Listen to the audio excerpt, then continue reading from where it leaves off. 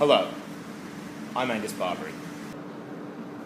My colleague Fred and I are video conferencing about a rather important topic in both scientific and philosophical terms. Is there life in space? So Fred, is there? Well, Angus, that's a bit of a broad question. Perhaps we should narrow it down to a few key aspects of extraterrestrial life. Would the more likely single-celled organic molecules suffice for you, or are you looking for a reenactment of Mars attacks? That would be cool, but I suppose we should settle for any life of any size, shape or form. Fred, can we get the camera working? I'm sure the audience would prefer to see you in close. What button do I need to press? It's the blue little camera. All one. right. Yeah. Yep. Yeah. Excellent. So, Fred, how can we look for these simple organisms? Well, there are a set of biosignatures that we can search for in the most likely places where life would occur, such as the shallow marine environments that first harboured life on Earth. It's in these places that we'll look for microfossils, organic chemical compounds, all kinds of things. Cool. So that's what we want to find out, but why do we really need to know it?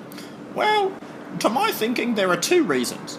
The first is a white elephant sitting in the corner of the room saying that if world population continues to skyrocket, you're going to need somewhere else to live eventually. Finding where life exists or elsewhere will probably then give you the best chance of settling there as well.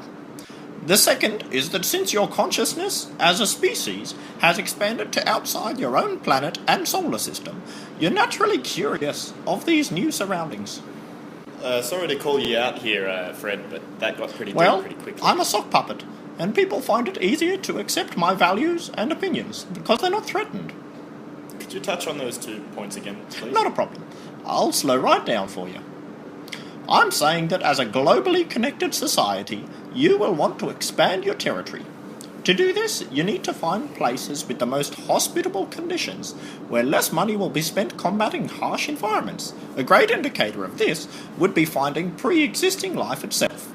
It's both scientific and philosophical. I understand why you're struggling. So, do you think humans or robots are best equipped to look for life in outer space? Well, neither, ideally, but I believe you'll need to use a combination of both to find anything. Not only that, but you'll probably need to build an economic interest in extraterrestrial exploration. It's probably the only way to sustain an extensive scientific research. And what would you suggest? Well, you could take helium-3 from the moon or deuterium from Mars to generate electricity in light of the global energy crisis. No pun intended. These exports could then subsidize your research. Well, I think that's all we have time for today. I've lost you. Thank you very much. It's a very interesting topic, and I feel that it's one that can really be the make or break for the future of astrobiology. Thank you very much for your time, Fred. Cheers. Cheers, mate.